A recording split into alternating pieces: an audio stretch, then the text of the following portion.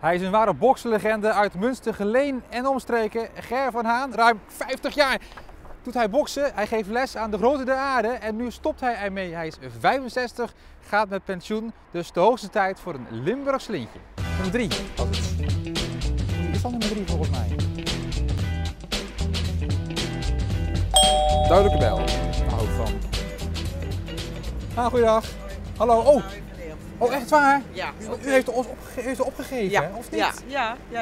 Bent u meneer Haan? Ik ben Ger Haan, hè? Van Haan? Van Haan, ja, dat ben Ja. ik. Kunnen wij coronaprof ergens met u praten? Tuurlijk. Kan dat? Heeft u een Ja. tuin of iets? Of, Kom maar naar binnen. ja, even een mondkapje op. Lukt dat zo? Ja, mits. Ja. Oh. Ja, zegt u het maar zelf eigenlijk.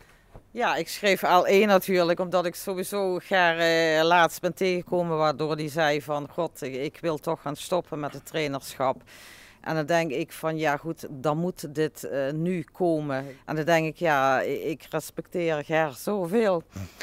En dan denk ik, hij heeft het zo verdiend. We hebben zoveel meegemaakt samen.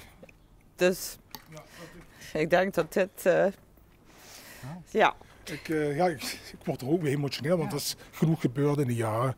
Kijk, wij zelf hebben onze zoon verloren door zinloos geweld. Daar ben ik heel veel opgevangen door John en Arne, John Huvenes met Arne natuurlijk. Die hebben we echt door, ja. En dan verlies je ook nog John daarnaast. Heftige tijd gehad. Ja.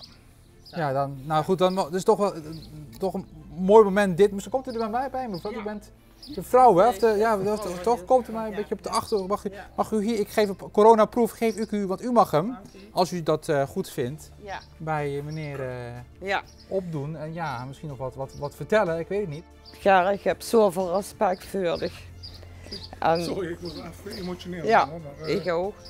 En ik denk dat ze het ene verdient, dat best toe het. En vooral nu dit jaar dat ik denk van hij gaat stoppen. Ik vind dat moet er ook afscheid nemen en heel mooi kunnen stoppen. En hier samen, dat je ja, toch met het lintje wat uitgedeeld wordt door de provincie Limburg. fantastisch. Nou, heel blij mee.